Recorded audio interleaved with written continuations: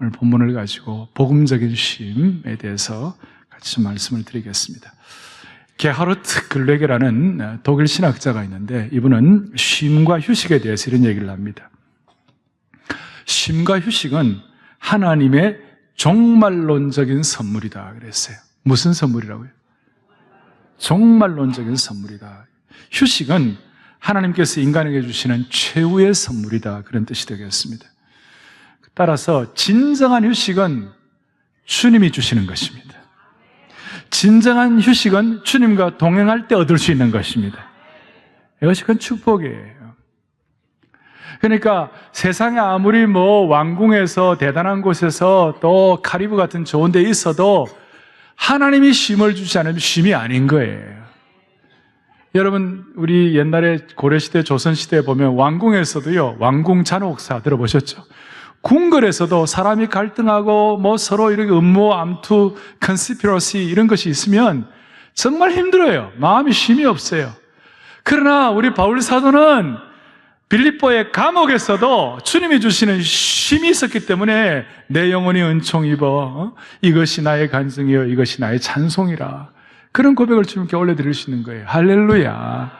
쉼은 누가 주시는 거라고요? 주님이 주시는 거예요. 또 쉼은 주님과 동행할 때 주시는 거예요.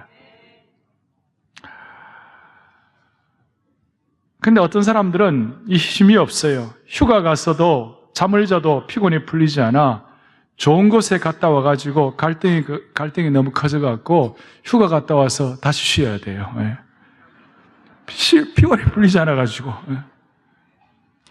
일단 오늘 저는 여러분들이 말씀을 드리면서 어떤 휴가 갔다 와갖고 얻는 쉼 이런 게 아니고 매일, 또 매주일, 또 매달, 매년 경험할 수 있는 이 복음적 쉼이 라이프 스타일이 되어야 되는 거예요. 그러니까 우리의 삶의 하나의 형태로서의 쉼이 될 수 있도록 그래 축복해 주시기를 바랍니다. 제가 이 말씀을 준비한 이유는 인생에 피곤이 너무 많고 삶이란 것은 너무 예기치 않은 일들로 가득 차 있어요. 그래서 스트레스가 많아요. 아픔과 상처와 고통과 힘든 일도 우리에게는 스트레스가 되지만 여러분 잘 아셔야 돼요. 좋은 일도 스트레스가 돼요. 알 사람이 없도다. 여러분 봐요. 어떤 사람이 참 학업에 성취가 있고 학위를 받고, 또 어떤 사람은 또 진급을 하고, 어떤 사람은 또 큰 어떤 사업에 성공을 하고, 계속 성취하고 계속 그려보세요. 좋은 일이 좋은데 좋은 일도 계속하면 이게 스트레스가 되는 거예요. 제가 미국 신학교 졸업할 때 패스토럴 미니스트리라고 목회학 마지막 시간인데, 그때 목회자는 성도들의 스트레스에 대해서 민감해야 한다. 성도들이 어떻게 스트레스를 받는가? 그래서 스트레스를 받는데 점수를 매겼어요. 예를 들어서 어려운 일이 있을 때, 부모님이 돌아가실 때는 5점, 이런 식으로 해갖고 하는데, 결혼도 5점이에요. 그만큼 힘들다는 거예요. 좋은 일도 다 스트레스가 되는, 인생이 그래 힘들어요. 그러니까 오죽하면 인생을 깊이 생각하는 사람은 삶은 결코 양탄자를 깔아놓는 길이 아니라는 것을 알고 있어요. 오죽하면 우리가 찬송할 때 무거운 짐을 나 홀로 지고 견디다 못해 쓰러질 때 이런 찬송을 합니까? 지혜자인 솔로몬은 이것을 미리 알았길래 솔로몬은 전도서 2장 22절 23절에 이런 고백을 하는 거예요. 같이 우리 합독하겠습니다. 사람이 해 아래서 행하는 모든 수고와 마음에 애쓰는 것이 무슨 소득이 있으랴. 23절 일평생에 근심하며 수고하는 것이 슬픔뿐이라 그의 마음이 밤에도 쉬지 못하니 이것도 헛되도다. 참 기가 막힌 말씀이에요. 일평생이 근심하고 수고하고 슬픔이 있는데 심지어 그의 마음이 언제도 쉬지 못한다고요? 밤에도 쉬지 못하는 거예요. 밤에는 자라고 있는데, 밤에는 쉬라고 있는데 사람이 밤에도 쉬지 못하는 것이 얼마나 안타까운 일인가. 여러분, 대한민국을 살펴봐요. 대한민국은 수면 부족 세계 3위 국가예요. 그야말로 우리나라는 올빼미 국가입니다. 과거 50년 전보다도 경제적으로 훨씬 잘 사는 나라가 되었지만 대한민국은 온 나라가 중압감과 무거운 짐, 우울증, 스트레스로 국가적인 피곤한 나라가 되었어요. 국가적인 피곤한 나라. 그래서 우리는 오늘 이 말씀을 통하여 복음적인 쉼을 회복함으로 말미암아 피곤한 나라, 피곤한 인생이 아니라, 피곤이 아니라 영적인 피크를 경험할 수 있으면 좋겠어요. 제가 한 번씩 강조하잖아요. 이 주일날 올 때에 주님, 이 주일 예배의 이 시간이 우리의 정서적으로, 그 다음에 육신적으로, 또 뭡니까? 영적으로 이 시간이 피곤이 아니라 피크가 되게 하여 주십시오. 피크가 되게 하여 주십시오. 그래서 주일날 은혜를 받아서 나머지 6일 동안 생활 예배에서 승리하게 하여 주십시오. 그리고 제가 기도하면서 그런 생각을 했어요. 하나님 아버지, 오늘 이 말씀 끝나고 우리 성도들 엘리야와 같은 그런 회복을 허락하여 주십시오. 여러분, 엘리야가 누굽니까? 엘리야는 850명의 바알과 아세라 선자를 물리친 영적 전투에 승리한 그런 하나님의 놀라운 용장이에요. 그런 엘리야도 쉬지 못하고 쉼이 없고 너무 피곤하고 너무 힘드니까 사람이 말이에요. 너무 피곤하고 쉬지 못하고 너무 힘들면 사람이 우울증에 걸려요. 뭐가 걸린다고요? 우울증에 걸려요. 하나님의 일을 위해서도 열심히 일하고 수고하고 애쓰고 수고했는데 결과가 우울증인 사람들이 있어요. 그런데 우울증에 걸리면 우울증의 결과가 뭐냐? 비관적이 되는 거예요. 여러분, 엘리야가 어떤 사람이에요? 엘리야는 하나님 나라 용장이에요. 850명의 바알 선지자와 그 아세라 잘못된 이단 선자들을 칼날로 멸한 강력한 하나님의 일꾼이었어요. 그런 그가 우울증에 걸려가지고 비관을 하니까 뭐라고 했습니까? 하나님 날 죽여달라고. 차라리 내 생명을 거두어 달라고. 우리들 가운데 신앙생활 열심히 하고 은혜 받고 나름대로 참 주님 잘 섬기지만 어떨 때는 한 번씩 이 비관과 우울증에 걸린 분들이 계세요. 그런데 주님께서는 그 엘리야를 다시 붙잡으셔가지고 로뎀나무 밑에서 참 쉼을 주시고 영육간의 회복을 주심으로 말미암아 엘리야가 회복되고 나니까 무슨 일이 벌어졌습니까? 바로 죽겠다고 하는 사람이 40주야를 힘차게 말이죠. 40주야를 뛰어가는 사람이 됐어요. 그러니까 40일 동안 마라톤을 했어요. 할 사람이 없도다. 그래서 오늘 참 삶이 방전되고 지친 영혼들이 오늘 복음적 쉼을 통하여 방전이 아니라 영적인 충전을 주시기를 원하는 것입니다. 오늘 이 영적 충전과 복음적 쉼을 위하여 가장 좋은 본문 중에 하나가 오늘 마태복음의 11장 28절부터 3절인 이 본문입니다. 수고하고 무거운 짐진 자들아 다 내게로 오라. 오늘 여기에 핵심 중에 하나는 쉬게 한다는 것이, 쉬게 한다. 쉼이라는 내용이 두 번이나 나오죠. 28절 뒤에도 쉬게 하리라. 그리고 29절 뒤에도 나와 있죠. 나는 마음이 온유하고 겸손하니 나의 멍에를 메고 내게 배우라. 그리하면 너의 마음이 뭘 얻는다고요? 쉼을 주신다. 쉼을 주신다. 제가 청년 시절에 나간 교회는 담임 목사님이 주일 예배 시작할 때마다 소위 call to worship이라고 그래서 예배 초청의 그 성경 구절을 읽죠. 우리도 예배 우리가 참여기도 하기 전에 신령과 영과 진리로 예배 드릴지니라 기억하시죠? 예?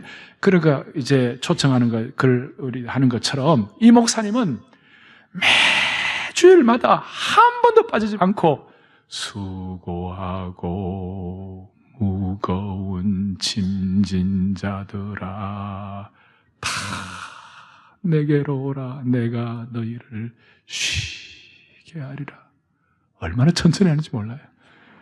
그러니까 답답하고 피곤한 인생이, 쫓기는 인생이 와가지고 그 목사님이 처음 예배 시작하기 전에 이 오늘 마태복음 11장 28절 이 내용을 읽는 것만 들어도 쉬는 거예요.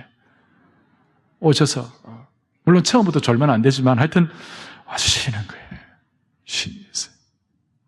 그래서 본문의 핵심은 우리에게 쉼을 주신 건데 크게 보면 우리가 죄의 짐을 지고 인생의 큰 짐을 지고 주님께서 우리에게 영적인 어떤 그 구원을 허락하신다는 뜻이 포함되어 있지만 오늘 쉼의 차원에서 볼 때에 마태복음 11장 28절부터 이 30절까지의 내용 가운데서 우선 여러분들에게 제가 좀 정리를 해드리겠어요.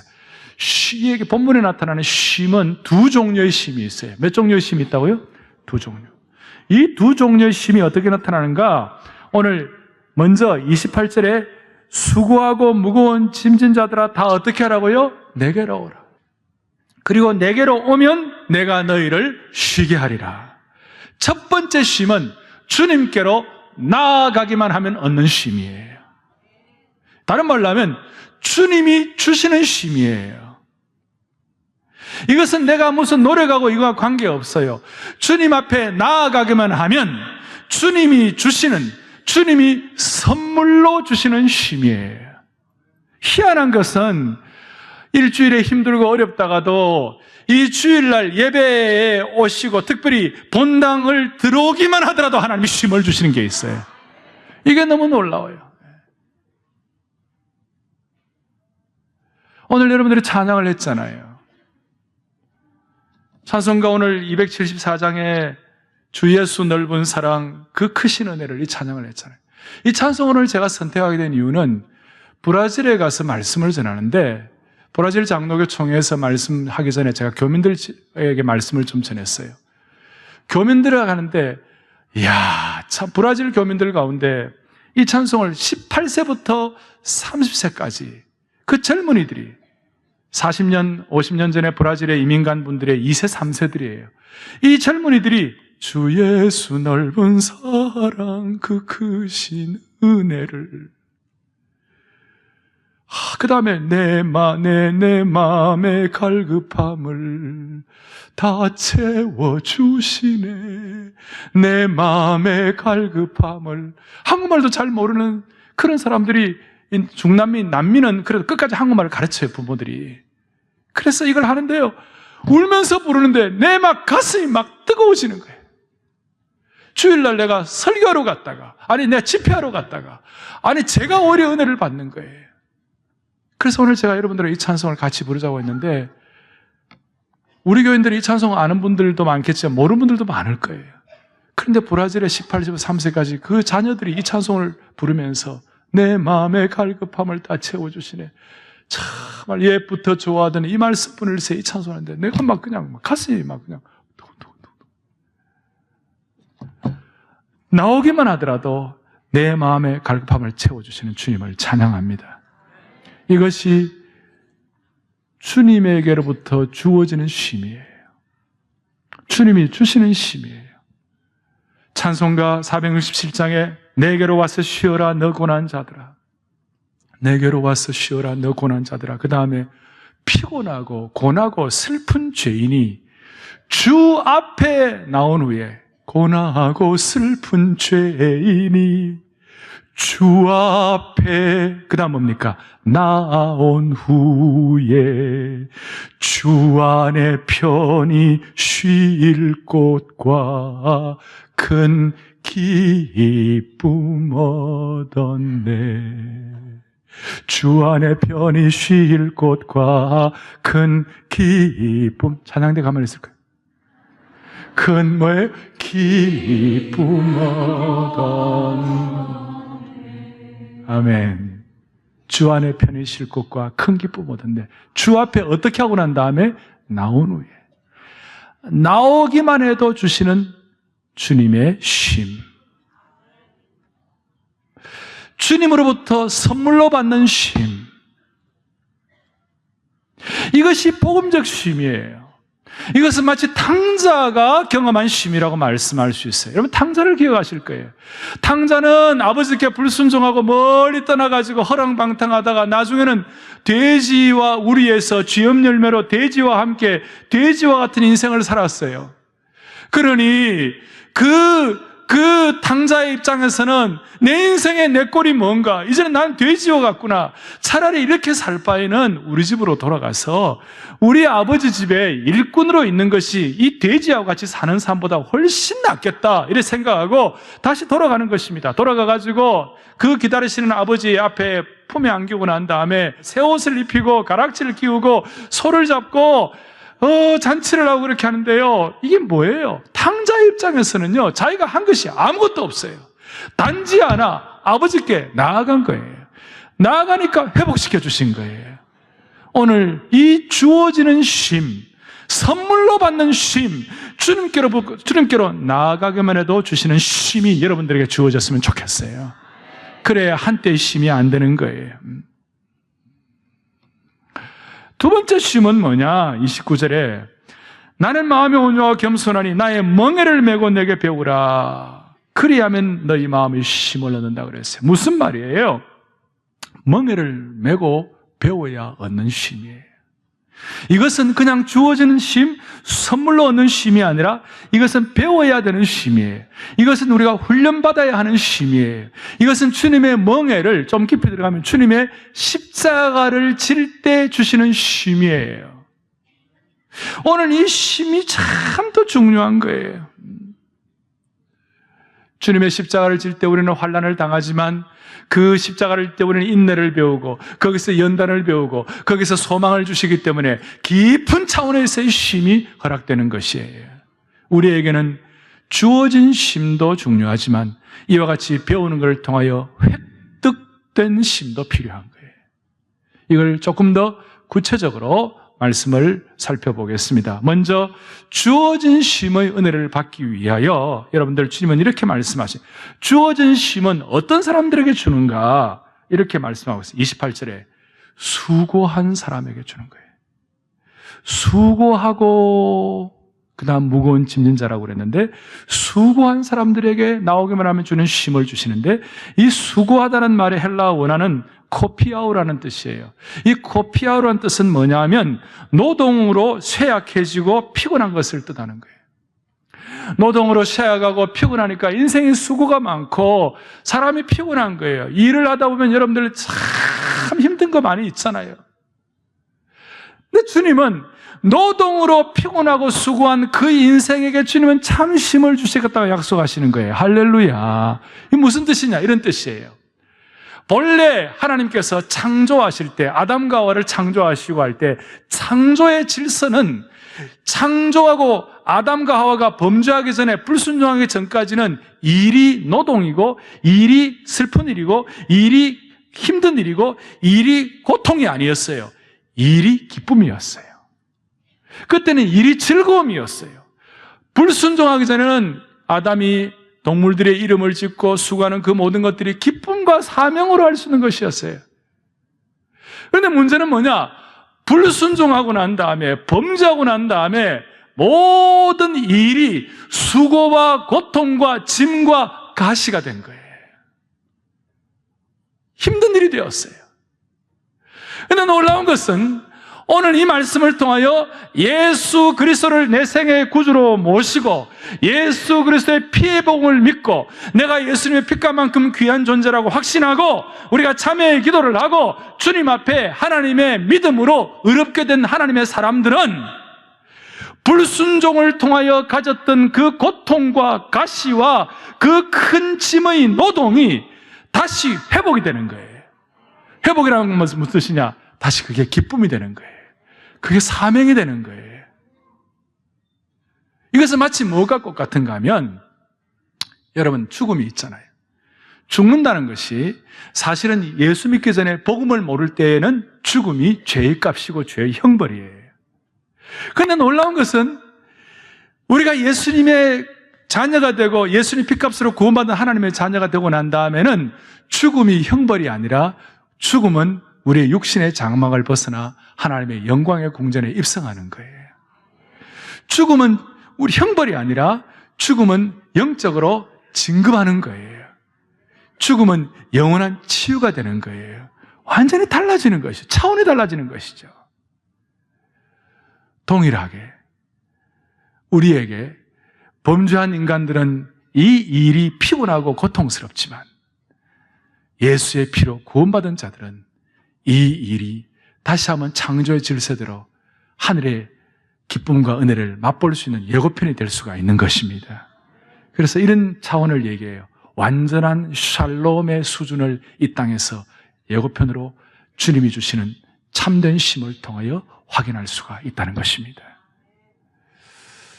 아직까지 이해가 잘 안 되시는 것 같아서 제가 조금 예를 들어 설명할게요. 어릴 때 제가 저희 부친이 섬겼던 교회, 제가 나갔던 교회 근처에는 당시에 부산은 60년대, 70년대, 60년대에는 그 신발 공장들이 많았어요. 신발 산업이 굉장히 발전했어요. 그래서 우리 어릴 때 제가 나갔던 교회 바로 앞에는 말표 신발이 있었어요. 태화고무. 그 좀 뒤에는 국제고무 왕자표 신발이 있었어요. 그 밑에는 사마고무 범표 신발이 있었어요. 그 다음에 또 옆에 또 기차표 신발도 있었어요. 그러니까 막 신발 산업이 굉장히 발전을 했어요. 근데 신발 산업 공장에 누가 와서 일하느냐면 여공들이 와서 일을 했어요. 여공들이 나이가 뭐 많아봐야 17세, 18세, 그 당시에 40년, 50년에 그 여공들이 하루에 그 당시에는 근로기준법도 제대로 없으니까 12시간씩 막 이렇게 일을 하는 거예요. 와가지고 일을 하는데 얼마나 피곤하겠어요. 그러니까 그 어린 청춘들이 완전히 사가가는 거예요. 몸에 진을 다 빼가는 거예요. 몸이 막 녹는 거예요. 그러니까 얼굴이 다들 창백한 거예요. 어떻게 보면 날마다 신발 만들고 뭐 접 붙이고 고무 붙이고 그 운동화 만들고 하는 그것이 얼마나 피곤한 일이에요.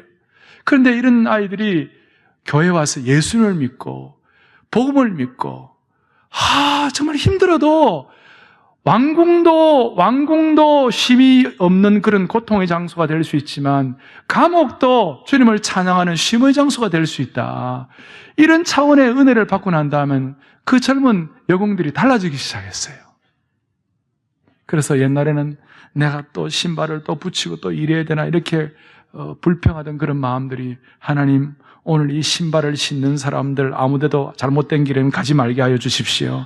룸살롱에는 가지 말게 해 주십시오. 뭐 그렇게 하진 않았겠지만 술집에는 가지 말게 해 주십시오. 뭐 이런 식으로 하여튼 그 한 사람 한 사람을 위해서 기도하는 마음으로 신발을 만드니까 아이들이 기쁨으로, 영웅들이 기쁨으로 회복이 되는 거예요. 그리고 이제 회사들이 나중에 밤에 여자 고등학교도 만들고 이러니까 가서 공부도. 그러니까 인생이 막 달라지기 시작하는 거예요. 사랑하는 여러분, 본래 창조의 질서는 일은 기쁨이고 쉼이 되게 했어요. 그런데 우리가 불순종하는 것 때문에 일이 고통이고 가시가 된 거예요. 그런데 오늘 복음적인 쉼을 통하여 수고한 자에게 주시는 쉼이 저와 여러분의 것으로 될 수 있도록 은혜 주시기를 바랍니다. 이것이 정말 수고한 자에게 주시는 쉼이에요. 두 번째로는 뭐예요? 무거운 짐을 진 자.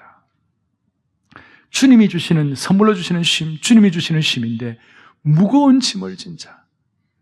이 무거운 짐을 진다는 말이 뭔가 필그림스 프로그레스의 찰로 역정의 기독도가 세상의 그 인생의 큰 무거운 죄의 짐 이것도 포함되지만 이 무거운 짐 중에 하나가 제가 준비하면서 인생의 무거운 짐 중에 하나가 외로움이라고 느껴졌어요. 외로움. 부부가 함께 이불을 덮고 자도 서로 가슴 시리도록 외로워하는 부부들이 많아요. 세상 사람들은 술을 함께 마시지만 마음을 너무나 마음이 너무 피곤하게 외로워해요. 욥 같은 사람은 환난 중에 큰 고통을 당하고 난 다음에 욥이 그 인생의 큰 상처 가운데서 토로한 것이 있어요. 욥기 19장 17절부터 19절까지 이런 고백을 하는 거예요. 읽어보겠습니다. 내 아내도 내 숨결을 싫어, 내 허리의 자식들도 나를 가련하게 여기는구나. 그 다음 18절, 어린아이들까지도 나를 업신여기고 내가 일어나면 나를 조롱하는구나. 19절, 나의 가까운 친구들이 나를 미워하며 내가 사랑하는 사람들이 돌이켜 나의 기가 막힌 내용 아닙니까? 이거보다 더 무거운 짐이 어디에 있어요? 내 아내도, 내 자식도, 내 형제도, 내 친족도, 나와 가까운 사람들이 다 나를 멀리하는 것 같으니까 그게 무거운 짐이고 그것이 외로운 것이에요. 그러나 오늘 주님 뭐라고? 너 외롭냐? 너 외롭냐? 가족같이 살아도 그래도 외롭냐? 그래도 주님 뭐라고 말씀하시냐? 수고하고 무거운 짐을 지는 자, 수고하고 외로운 자에게 내가 복음적인 참 쉼을 허락하여 주시겠다. 오늘 이 쉼의 주인공이 되기를 바랍니다. 한 가지 더 적용하죠. 한 가지 더 제가 주어진 쉼, 나아가기만 하는 쉼, 선물로 얻어지는 쉼에 대한 내용들을 다루었고 또 하나는 29절에 획득하는 쉼이라고 그랬어요. 나는 마음이 온유와 겸손한 나의 멍에를 메고 내게 배우라. 멍에를 맬 때에 주시는 쉼이에요. 여러분, 멍에라는 것은 뭐예요? 농사할 때 소에다가 멍에를 맬 때 소에 멍에를 매게 하고 그 다음 재갈을 물리잖아요. 그건 뭐예요? 주인이 마음대로 하겠다 그 말 아닙니까? 주인이 좌회전하면 좌쪽으로 가야 되고 우회전하면 우측으로 가야 되고, 그것이 이제 소에게 멍에를 매는 이유가 거기에 있어요. 근데 많은 사람들이 지금 주어진 쉼, 나아가면 얻는 쉼, 선물로 주시는 쉼에만 끝나고 요 다음 수준으로 못 올라와 가지고 힘들어하는 그런 성도들도 많아요. 주님이 우리에게 멍에를 주신 이유는 뭐냐? 그 멍에를 통하여 주님의 주권자 되심을 확인시켜 주시는 거예요. 주님이 우리의 주인 되심을 확인시켜 주시고자 하시는 멍에예요. 이 멍에는 마치 십자가 같은 거예요. 그런데 이 멍에에 대해서, 이 멍에는 본래 멍에라는 말이 주님과 연결된다는 그런 뜻이에요. 이 멍에는 특징이 있어요. 이 멍에는 처음에는 어려워 보여요.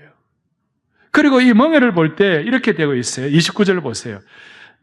내 멍에를 메고, 그러니까 우리 멍에를 메고 네 멍에를 메고 너 짐을 지라, 이렇게 말씀하시는 것이 아니고 주님 뭐라고 말씀하시느냐? 예수님의 멍에를 메라는 거예요. 할렐루야.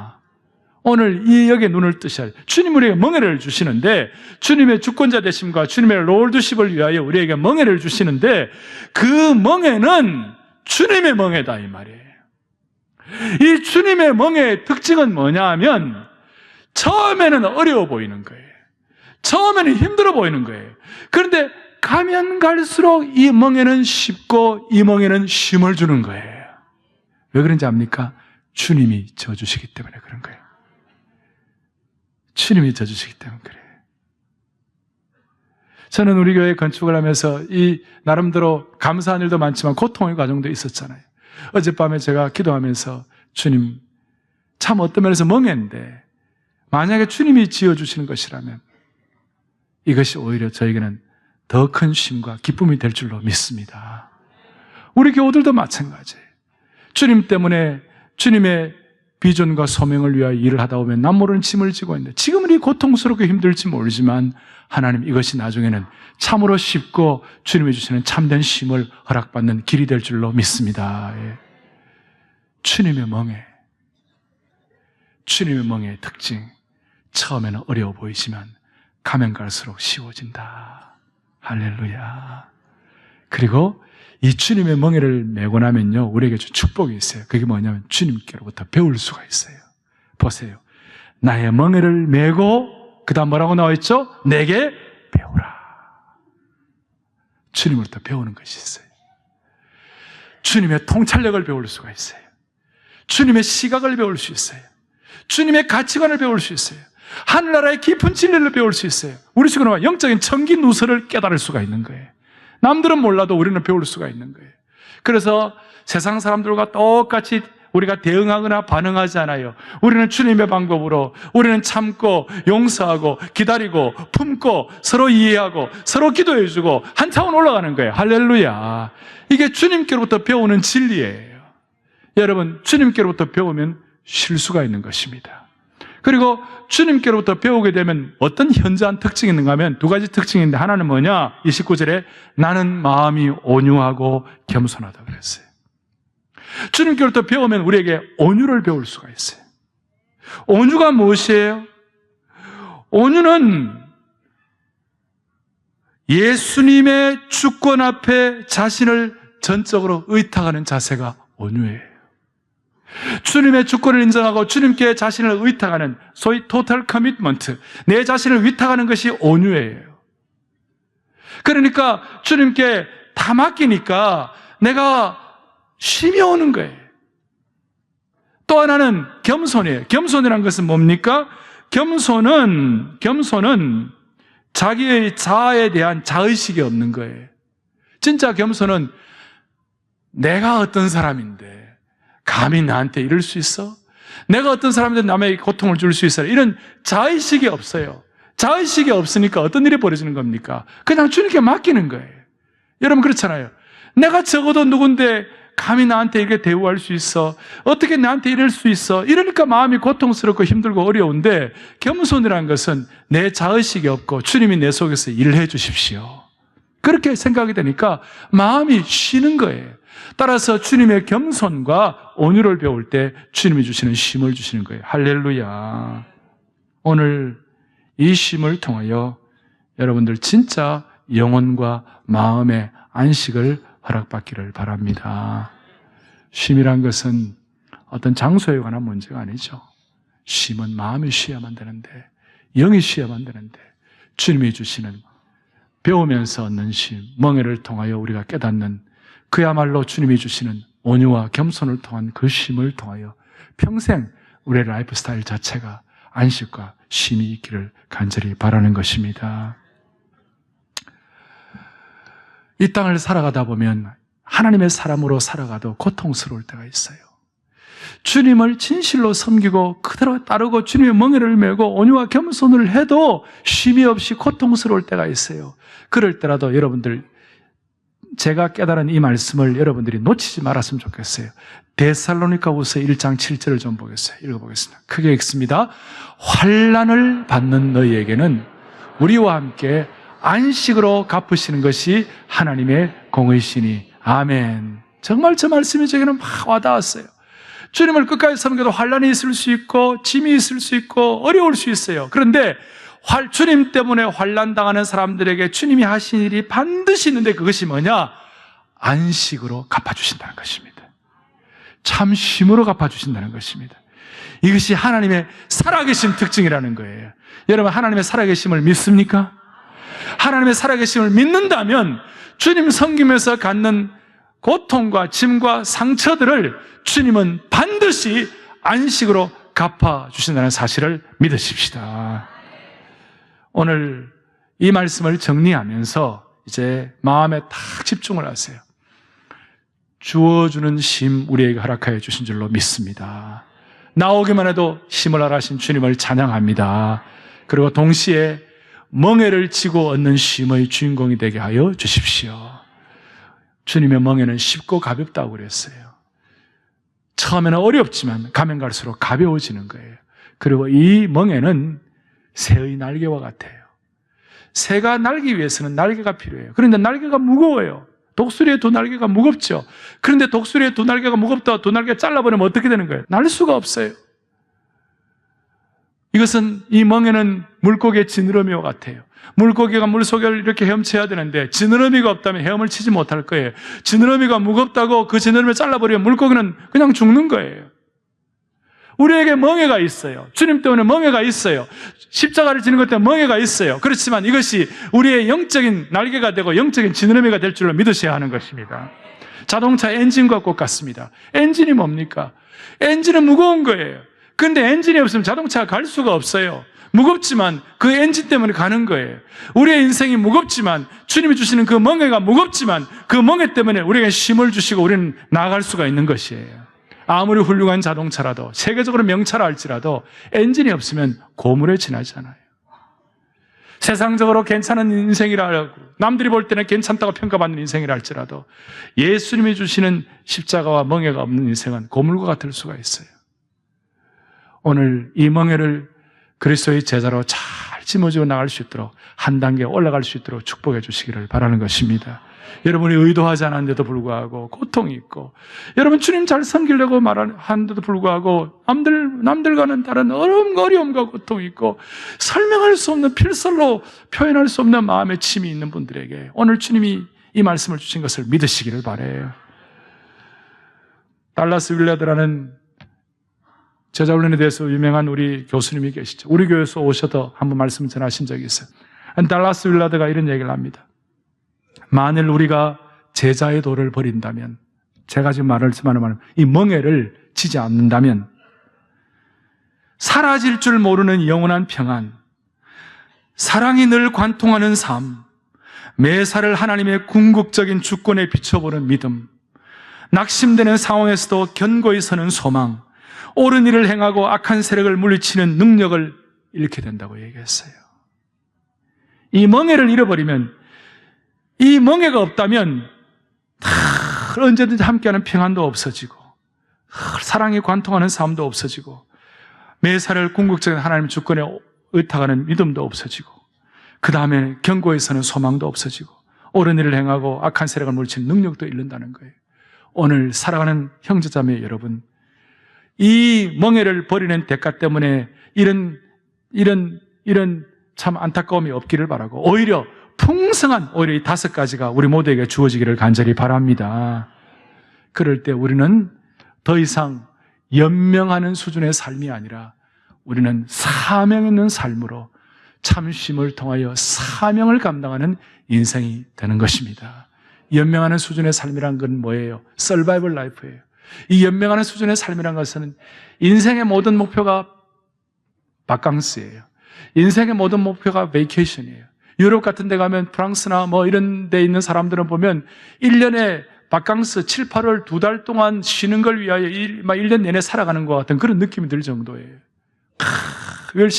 왜 열심히 이렇게 3, 4, 5월 열심히 사느냐면 7, 8월 2달 방학 그 바캉스 그거 남불에 가든지 아니면 터키 해변에 가든지 아니면 그리스 해변에 가가지고 햇볕을 태우면서 쉬는 거, 저 독일 함부르크에 있는 사람들이 열심히 일하는 이유는 저 남쪽에 가가지고 쉬는 거, 그것이 목표라는 거예요. 뭐 지금은 좀 달라졌지만 한때 10수년 전, 20년 전에는 파리에는요 여름에 프랑스 사람이 없었어요. 파리는 그 당시에 7, 8월에는 관광객들하고 개들밖에 없었어요. 1년의 목표가 그래요. 근데 우리의 목표는 그거 아니에요. 아무리 잘 살고 아무리 대단하다 할지라도 베이케이션, 바캉스가 목표가 아닌 우리는 연명하는 수준의 삶이 목표가 아니에요. 우리는 멍에가 있다 하더라도 이 멍에를 통하여 참된 복음적 심을 주님이 허락해 주실 줄로 믿습니다. 이 마음을 가지고 우리는 서바이벌 라이프가 아니라 사명자의 삶, 소위 시그니피컨트한 라이프를 우리가 살아가게 되는 거예요. 오늘 이 주님이 주시는 이 힘을 가지고 엘리야처럼 다시 한번 힘차게 40주야 넉 달 40년을 뛰어갈 수 있으면 좋겠습니다. 세상 사람들은 쉰다고 그럴 때 자연이 힘을 준다고 얘기합니다. 또 참 아름다움, 그 예술이 힘을 준다고 합니다. 그런데 우리는 그 자연을 창조하신 하나님 아버지, 미의 극치가 되시는 원더풀 투미하게 하시는 그 하나님의 품에 의지하면 주님은 참된 쉼을 우리에게 허락해 주실 것이에요. 할렐루야. 오늘 이 쉼을 우리들뿐만 아니라 우리들 다음 세대에도 전승해 주면 좋겠습니다. 우리 아이들은 스마트폰에서 쉴 사이가 없어요. 요새는 LOL이라 그래가지고 게임해가지고 쉴 사이가 없어요. 그런데 우리는 이 복음을 통하여 우리 다음 세대도 쉼을 가지고 쫓기는 인생이 아니라 사명 있는 인생 살아갈 수 있도록 한 분 한 분 맞춤형 은혜를 주시기를 원합니다. 할렐루야. 찬송하겠습니다. 467장 좀 보세요. 467장 보겠습니다. 내게로 와서 쉬어라 찬송했습니다. 이 찬송 우리 1절 한번 부르겠습니다. 부르면서 정말 이 찬송에 의탁하세요. 지금 이 찬송을 통하여 주님 나아가기만 하면 주시는 쉼을 주실 줄로 믿습니다.